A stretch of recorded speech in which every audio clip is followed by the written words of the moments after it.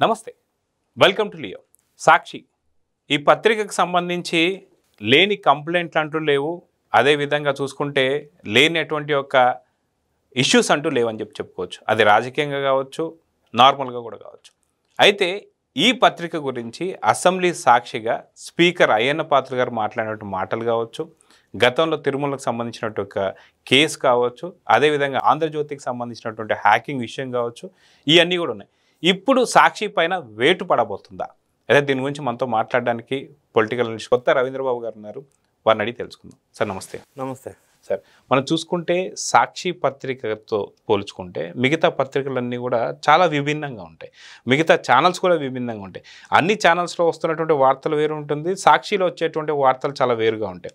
So ఇదే విధంగా చూసుకుంటే అన్ని పత్రికల్లో వచ్చేటువంటి ఒక వార్తలు వేరుగా ఉంటాయి. అదే వార్తని సాక్షిలో మరో రకంగా ఉంటూ ఉంటుంది. అది కాక చాలా రకాల అబద్ధాలు కావచ్చు, అప్పుడప్పుడు చెప్తున్నట్టు ఆనం వివేకం గారు చెప్తున్నట్టుగా దాంట్లో ఒకే ఒక నిజం ఉంటుంది. అది కోడిగుడ్లు కావచ్చు, చికెన్ రేట్ తప్ప మిగతాది ఏది కూడా కరెక్ట్గా ఉండదండి. మొత్తానికి మీరేం చెప్తారు? మీరు ప్రస్తావించినట్టుగా అది సాక్షి కానీ పక్షి కానీ ఒక మీడియా అనేది ప్రజాస్వామ్యంలో ఒక పిల్లర్ లాగా వ్యవహరించాలా. దాని ఇంపార్టెన్స్ దానికి ఉంది ప్రజాస్వామ్యంలో. సో అట్లా పిల్లర్గా బాధ్యతాయుతంగా వ్యవహరించవలసింది మీడియా కానీ, మీడియా సంస్థలు కానీ, అది సోషల్ మీడియా కావచ్చు, ప్రింట్ మీడియా కావచ్చు. సో మీరు ప్రస్తావించిన పేపర్ విషయానికి వచ్చినట్టయితే ఆ సాక్షియో పక్షియో కానీ దాని పుట్టుకే అక్రమ సంపాదనతో స్థాపించబడిన ఒక సంస్థ. ఒక పార్టీ వాళ్ళు అక్రమ సంపాదన చేసుకొని ఇటువంటి సంస్థల్ని చాలా నెలకొల్పారు. అందులో ఇదొక పత్రిక, ఇదొక పేపర్. అక్కడి నుంచి ప్రారంభమైన ఈ సాక్షి పరంపర పేపర్లు, ఈ ప్రింట్ మీడియా ఏదైతే బాధ్యతాయుతంగా ప్రజల్లో వ్యవహరించాల్సిన అవసరం ఉందో దాన్ని విస్మరించి ఒక పార్టీకి కొమ్ము కాయటం తప్పులేదు.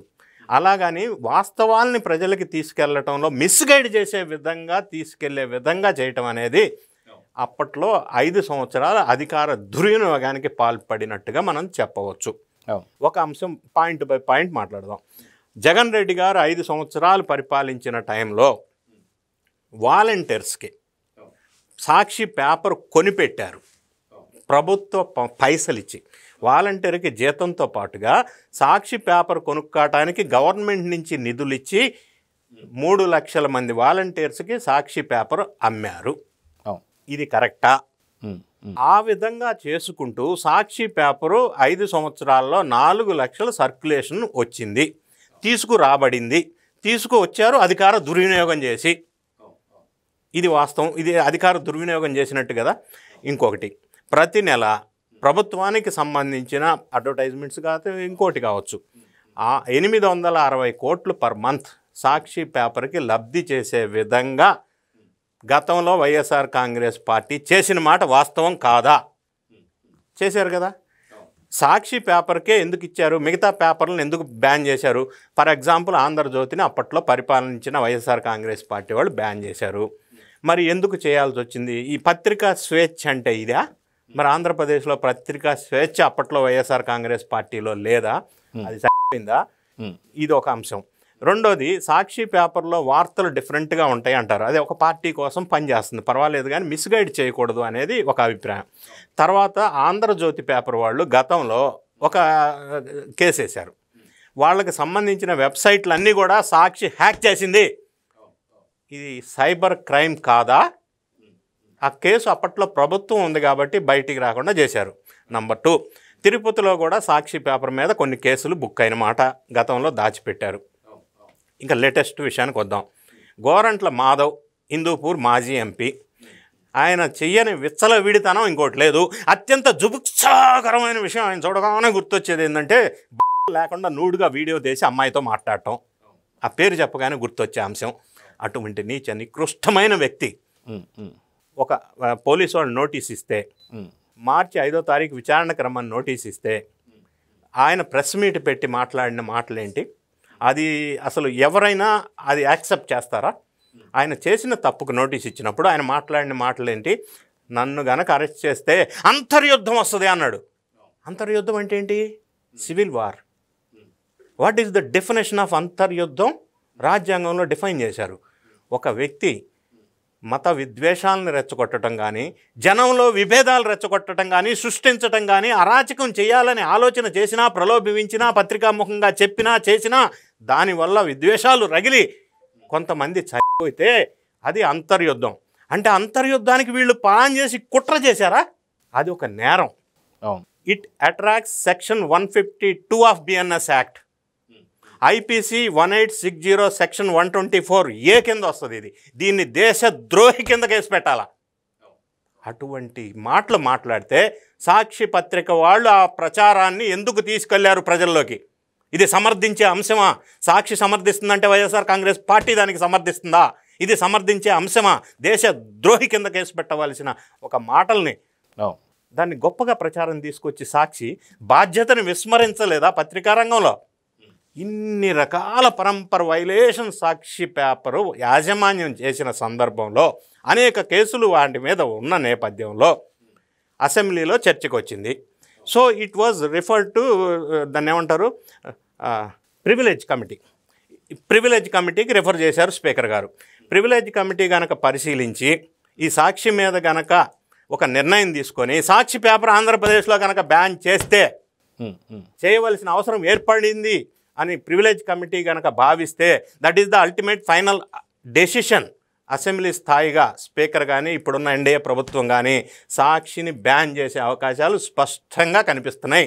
ఎందుకంటే పత్రిక పెట్టి పత్రికా స్వేచ్ఛ పేరుతోటి దుర్వినియోగం చేసి ప్రజల్ని రెచ్చగొట్టే విధంగా చేసి అవాస్తవాల్ని ప్రజల్లోకి తీసుకెళ్తే ఏ పత్రిక కూడా మనుగడ ఉండటానికి వీల్లేదు.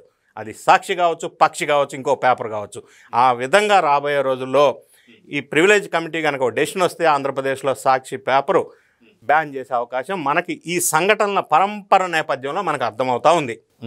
అయితే దీని డాక్యుమెంట్స్ ఏవైతే ఉన్నాయో అమిత్ షా గారి దగ్గర ఇప్పుడు ఎంక్వైరీలో ఉన్నట్టుగా తెలుస్తుంది. నిజంగానే ఇది తెలిస్తే, ఎందుకంటే గతంలో మనం చూస్తున్నాం ఈ వస్తున్నటువంటి పత్రికల వార్తలన్నీ కూడా ఇక్కడ పూర్తి ఆధారాలతో కేసు పెట్టినటువంటి ప్రతి కేసు కూడా అక్రమమైన కేసు అని చెప్పి మాట్లాడతాం. సో ఇది ప్రభుత్వాన్ని కూడా విమర్శిస్తున్నట్టుగా చూసుకోవాల్సి వస్తుందిగా. ప్రభుత్వాన్ని విమర్శించవచ్చు ఎప్పుడు, అది ఆ విమర్శ ఎలా ఉండాలా? ప్రజల్ని మిస్గైడ్ చేసే విధంగా ఉండకూడదు. కన్స్ట్రక్టివ్ థింకింగ్ ఉండాలి, డిస్ట్రక్టివ్ థింకింగ్ ఉండకూడదు. జగన్ రెడ్డి గారు వైఎస్ఆర్ కాంగ్రెస్ పార్టీ వాళ్ళు డే 1 నుంచి డిస్ట్రక్షన్ స్టార్ట్ చేశారు. అది ప్రజావేదిక కూలగొట్టడం దగ్గర నుంచి వాళ్ళ ఆలోచన విధానం, సంస్కృతి, కల్చర్, డిస్ట్రక్షన్. ఈ పత్రిక ద్వారా ఇటువంటి డిస్ట్రక్షన్ రాజకీయాలకు పాల్పడి మీరు ప్రస్తావించినట్టు అక్రమ ఆర్జన చేసి అధికార దుర్వినియోగం చేసి ఎవిడెన్స్ తోటి, టెక్నికల్ ఎవిడెన్సెస్ తోటి కేసులు పెడతా ఉంటే దాన్ని ప్రజల్లోకి వాస్తవాలని తీసుకెళ్లాల్సిన నైతిక బాధ్యత పత్రికల మీద ఉంటుంది. ఏ పత్రిక అయినా కావచ్చు. కానీ దాన్ని మిస్గైడ్ చేసి ప్రజల్లో వేరే రకమైన ఆలోచనలు, విద్వేషాలని రెచ్చగొట్టే విధంగా చేస్తే అది నేరపూరితం అవుతుంది. కాబట్టి ఆ సెక్షన్ల ప్రకారం కూడా ఇటువంటి పత్రికలకి మనుగడ ఉండకుండా బ్యాన్ చేయాల్సిన అవసరం ఖచ్చితంగా ఉంది. అయితే జగన్ సీఎం అవడానికి మాత్రం ప్రత్యేకంగా ఒకటి మెయిన్ కారణం అని చెప్పి అనుకోవచ్చు. ఏంటి అంటే వైఎస్ వివేకానంద రెడ్డి గారి హత్య జరిగిన తర్వాత దాన్ని గుండెపోటు కింద చిత్రీకరించి తర్వాత లేదు దీన్ని నారాసుర రక్త చరిత్ర అంటూ మాట్లాడి ఆ కత్తికి రక్తపు బొట్లు కారుతున్నటువంటి ఒక విజువల్స్తో సాక్షి ఛానల్లో కావచ్చు, పత్రికలో ఫొటోస్తో పాటు వచ్చింది. సో ఇది చాలా పెద్ద ఎత్తున జగన్ సీఎం చేస్తానికి ఒక పెద్ద కారణం అనుకోవచ్చు. సో ఇప్పుడు గూగుల్ టేక్అవుట్లో కావచ్చు, అన్నిట్లో కూడా వివేకానంద రెడ్డి హత్య కేసులో ఎవరు ఉన్నారని అర్థమైపోయింది. సో సాక్షి ఆ రోజు ప్రచురించినటువంటి ఒక వార్త వల్ల జగన్ సీఎం అయ్యారని చెప్పి వైఎస్ సునీత చెప్తుంది. సో ఇది కూడా ఒక పెద్ద కేసు కింద తీసుకోవచ్చు అంటారు. ఖచ్చితంగా ఇది కుట్ర కోణం ఉంది ఇందులో. ఎందుకంటే నారాసుర రక్త చరిత్ర అని పెట్టి వాళ్ళు విజయం సాధించారు, ప్రజల్ని మిస్గైడ్ చేశారు. ఇప్పుడు లేట్ అయినా నిజాలు బయటకు వస్తూ ఉన్నాయి. ఇప్పుడు ఏటుగా పేరు ప్రఖ్యాతులు పొందిన విజయసాయిరెడ్డి పార్టీలో కానీ నేరాల్లో కానీ బయటకు వచ్చిన తర్వాత విలేకరులు ఇదే ప్రశ్న అడిగారు. వివేకానంద బాబాయ్ హత్య, హూ కిల్డ్ బాబాయ్, ఇంతవరకు బయటికి రాలేదు, జనం ఎదురు చూస్తున్నారు. ఈ నేపథ్యంలో ఆయన ఏమన్నాడు, హార్ట్ అటాక్ అని ఫస్ట్ అనౌన్స్ చేసింది విజయసాయిరెడ్డి. ఆయనకి ఎవరు చెప్పారు అని అడిగితే నాకు అవినాష్ రెడ్డి చెప్పాడు, అందుకే చెప్పా అన్నాడు. అంటే ఇప్పుడిప్పుడే నిజాలు బయటకు వస్తున్నాయి ఒకటి. రెండోది అది సునీతమ్మ కానీ, షర్మిళ కానీ, మన జగన్ రెడ్డి గారి తల్లి కానీ, కుటుంబ సభ్యులంతా కూడా వివేకానంద రెడ్డి హత్య ఎవరు చేశారు అంటే అవినాష్ రెడ్డి జగన్ రెడ్డి పాత్ర ఉందని వాళ్ళు చెప్తున్నారు, నేను చెప్పింది కాదు. సరే, సిబిఐ ఎంక్వైరీ రకరకాల రీజన్స్ వల్ల డిలే అవుతుంది. జగన్ రెడ్డి గారు 5 సంవత్సరాలు పరిపాలించినప్పుడు సిబిఐని ఆంధ్రప్రదేశ్లోకి రాకుండా ఆపింది జగన్ రెడ్డి కాదా? ఎందుకు ఆపాడు? 5 సంవత్సరాల్లో బాబాయ్ కేసు నిజాలు ఎందుకు తేల్చలేకపోయాడు? ఇందులో ఉన్న సాక్షులు 1 by 1 ఎందుకు పోతున్నారు? ఇంత చేసి ఆ రోజున నారాసుర రక్ష చరిత్ర అనేది ప్రజల్ని మిస్గైడ్ చేసే అంశం కాదా? ఇది నేరపూరితమైన కుట్ర కాదా? ఇటువంటి కుట్రలకు పాల్పడుతున్న పత్రిక సమాజంలో ఉండవచ్చునా అని ప్రశ్నించుకోవాల్సిన అవసరం ఏర్పడింది. ఈరోజు ప్రివిలేజ్ కమిటీకి రిఫర్ చేయడం మంచి నిర్ణయం. దానివల్ల అటువంటి పత్రికలను బ్యాన్ చేస్తే కొంత సమాజానికి ఉపయోగపడే అవకాశం ఉంది. అవును. సో చూద్దాం సార్, మొత్తానికి ఒక పక్క అభివృద్ధి సంక్షేమం రెండు జరుగుతున్నా సరే ఆ పత్రికలో మాత్రం చాలా విభిన్నమైన వార్తలు వస్తున్నాయి. నిజంగా మీరన్నట్టుగా ప్రజలను మిస్గైడ్ చేసేటువంటి ఒక సమస్య ఉంది. కాబట్టి ఇప్పుడిప్పుడే ఆంధ్రప్రదేశ్ పుంజుకుంటుంది, కొంచెం అభివృద్ధిలోకి రాబోతుంది. ఇలాంటి టైంలో ఇలాంటి పత్రికలు కావచ్చు, ఛానల్ కావచ్చు లేకుండా ఉండడం మంచిది. సో చూద్దాం, మీరు అన్నట్టుగా ప్రివిలేజ్ కమిటీ ఎలాంటి యాక్షన్ తీసుకుంటే చూద్దాం. మరి నమస్తే. నమస్తే. Please subscribe to Leo News for more videos.